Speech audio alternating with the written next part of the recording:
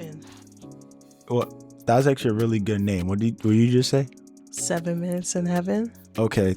Welcome. We're gonna make a new segment of the Fools at Night, and we're gonna call it 7 Minutes in Heaven. And this is gonna get really weird when I do this with someone that's not my girlfriend. Hi, I am said girlfriend. Because now I gotta go to someone and say, "Hey, do you want to do 7 minutes in heaven with me?" And they're just gonna give me a blank stare, and I'm gonna be like, "Wait, not that way." Or you could do 7 Up. I like 7 minutes of heaven though. Sounds pretty nice. Right. 7 minutes of heaven sounds really good. Either way, it's gonna be a yapping session. So. Right. Anyway, here's how it's gonna go. I have a timer set for 7 minutes, and you're just gonna talk about anything that's been on your mind that you want to just talk about. If you don't have anything, I'll say something. Okay. Are you ready? Yes. Go. Well, ironic from a girl who's in a relationship with a man, I would like to talk about this so-called popular topic of the lonely male epidemic. Why do you think this is a reoccurring thing, especially seeing on the rise in our generation, coming from a male perspective? My honest truth, I used to think it was a crisis.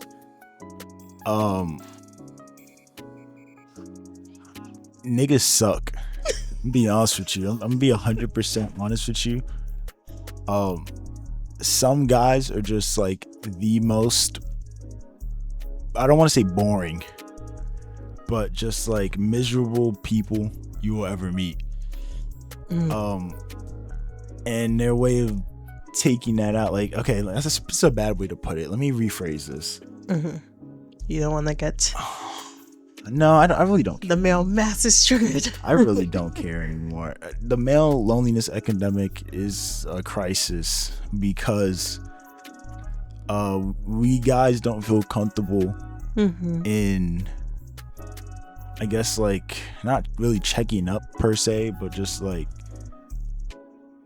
emotional wellness. I don't know how to Availability. Emotional availability. Yeah, we're horrible at emotional availability.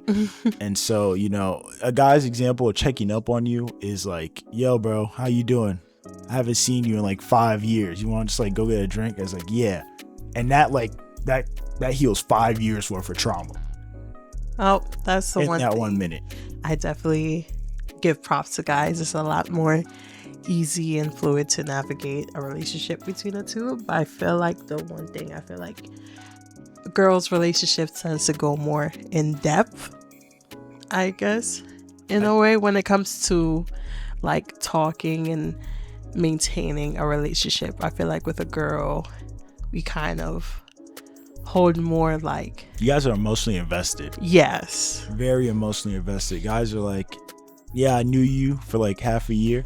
Never saw you again, but next thing I see you, it's like we pick up like nothing ever happened. well, it's kind of partially the same way with girls. Like with me and my best friend girl, there was like 2 years where we just didn't talk and then we just rekindled.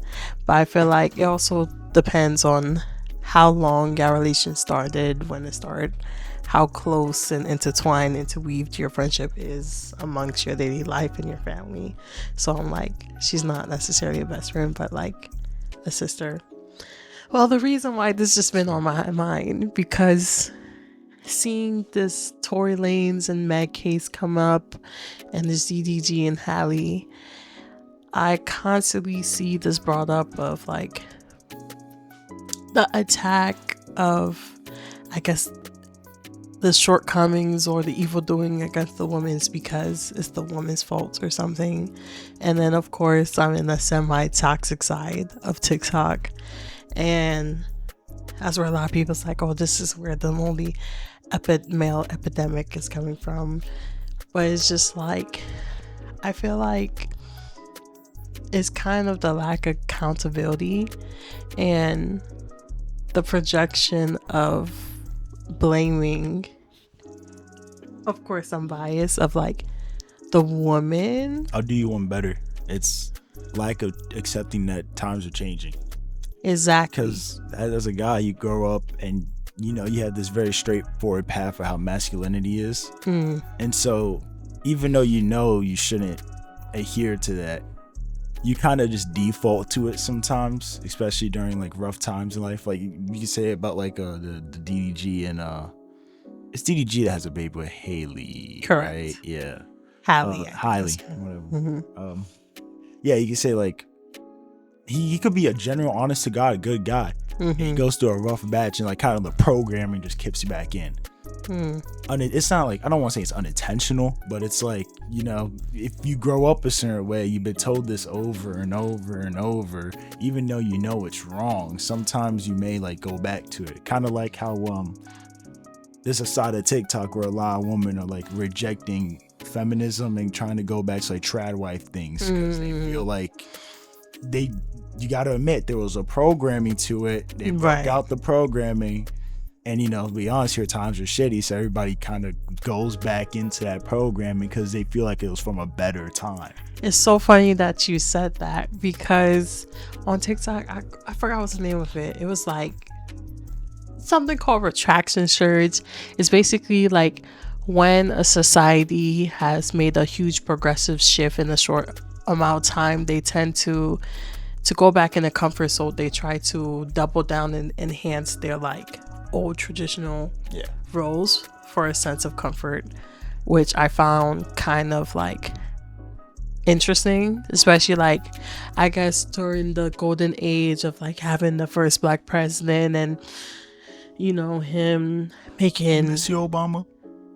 Miss you, Obama too, making gay marriage like a thing. And I feel like we felt like we was progressing so much as society for a amount of time, and then I feel like society, in fear of that, they went back and added someone more extreme. Hold up. This actually brings up another good point. You know what I just peeped? Mm-hmm. Every time that America goes to like a drastic change, it's always marked after by a period of like chaos almost. Like the civil rights happened, and then the 70s, 80s, and 90s happened, which were literally quoted to being like one of the worst times. Right. Like crack, Vietnam protests, drug wars. Yeah, a lot of internal battles, all from the offhanded effects of having a progressive surge in the country, which is quite interesting because it's just funny. Especially we never really recovered from the Reagan era. Fuck Reagan. So it's just like, it's funny. Like, I believe his slogan was also "Make America Great Again." It was. So Trump stole his whole like, okay. Oh, well. I'm gonna give you an extra minute because I rambled on nothing. Well, I didn't ramble, but I like stood there in silence for a second trying to think. But Trump pretty much stole Reagan's whole like platform. Yep. And here we are. Well, that was 7 Minutes in Heaven, the first with the girlfriend gang. My name is. You don't have to read the name. I was gonna like take out names anyway. Yeah, that's fun. Yeah, that was fun. I don't know if I'm gonna keep the 7 Minutes in Heaven. Well, just because it'll be kind of weird for everybody else. Well, for you, whatever the future segment is. Thank you for allowing me to be the first. I appreciate you being the first one here. All right, throw me your mic. Think there's something in the air, babe, can you feel it? I won't show my hand, but when I do, won't let you steal it. They say money fits the pain, but I can't heal it. They gon' have to run this shit again so they can hear it. Look.